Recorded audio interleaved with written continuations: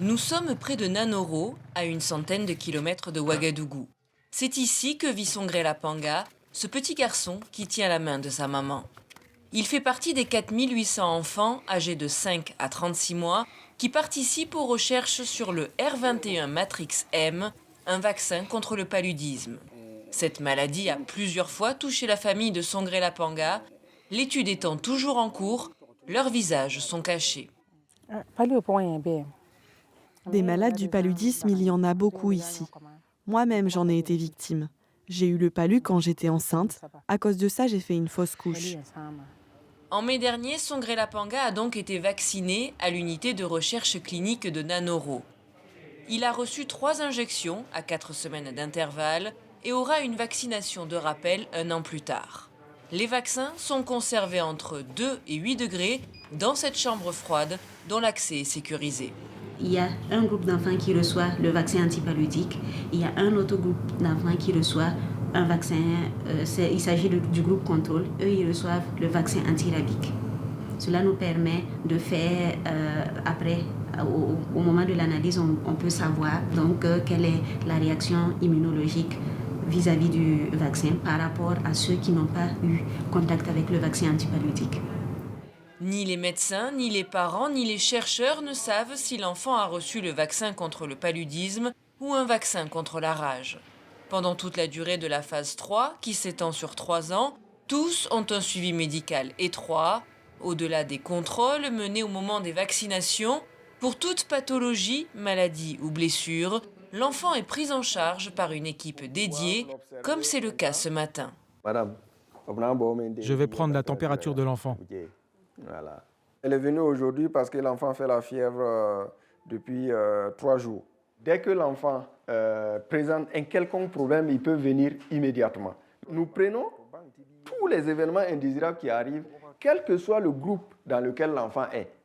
Et à la fin, quand ils vont lever l'aveugle, en ce moment, ils pourront savoir quel a été le groupe qui a fait le plus de palud. Et c'est en ce moment qu'ils pourront savoir si le vaccin est efficace contre le paludisme ou pas. Chaque enfant possède un numéro d'identification. Toutes les informations le concernant sont enregistrées sur une base de données tout au long de l'étude. Cela permet aux chercheurs de collecter et référencer les éventuels effets indésirables liés au vaccin, mais aussi de vérifier plus tard son efficacité ou non. C'est pour cela que des visites à domicile sont effectuées tous les 2 mois, des prises de sang tous les 6 mois. Les échantillons sont ensuite conservés par moins 148 degrés. Ouais, c'est des échantillons qui sont là.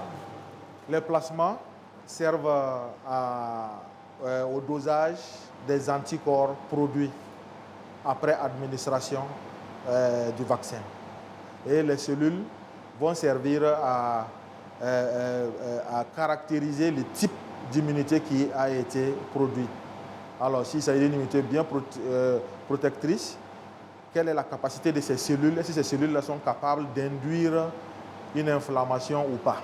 Ou elles sont capables de se reproduire pour aller donner des anticorps?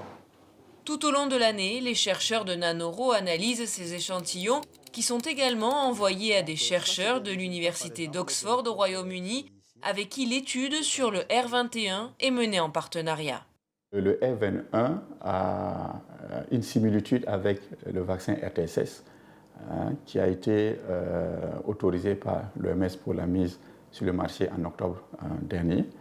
Et l'équipe de recherche de l'université d'Oxford a travaillé en améliorant donc, la configuration moléculaire donc, de la protéine qui avait été utilisée dans RTSS, qui est la protéine CSP, avec donc, une association d'un adjuvant qui est différent, le Matrix M, qui a prouvé avoir une plus grande efficacité dans l'induction d'un certain nombre de paramètres immunologiques.